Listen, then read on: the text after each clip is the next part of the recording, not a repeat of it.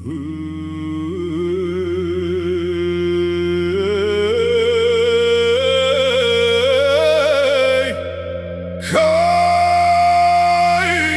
sam slučajno nešto saznao,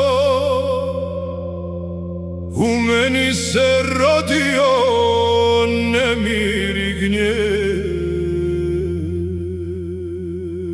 al nisam dao srcu da zaluta, da bješ mi uzme svaki san i smijeh.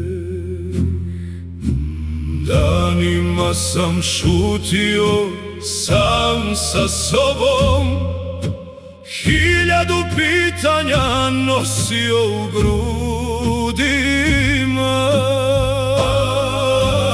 Pitao sam se da li da ti priđem ili da sve ostane u tišinama.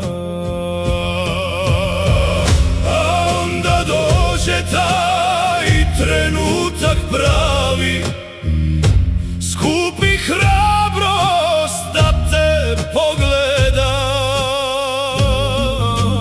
Postavio sam pitanje tiho, čekajući odgovor koji će sve da zna. Pogledao sam u tvoje oči, u njima nije bilo ni trunke laži.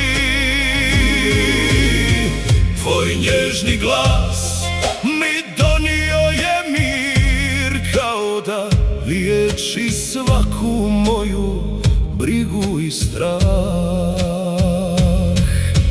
Najviše sam se bojao tvoje reakcije, a ti si bila nježna poput proljetnog dana. Od tog trenutka srce mi zna, sad te volim više nego ikada.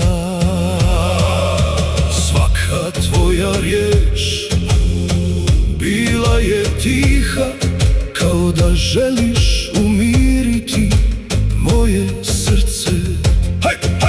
Nestale su sve teške misli, a savjest je pronašla svoje mjesto. Ljubav nije kada nikad ne sumnjaš, već kada istinu zajedno pronađeš. Kad se pogledi sretnu bez straha i srce ponovo vjerovati zna. Pogledao sam u tvoje oči i pronašao mir koji sam tražio. Tvoja iskrenost postala je moja snaga, tvoj osmijeh moj najljepši dom. Ako me pitaš zašto te volim više, odgovor je jednostavan, znaj. Jer si me nježno zagrlila istinom i osvojila moje srce zauvijek.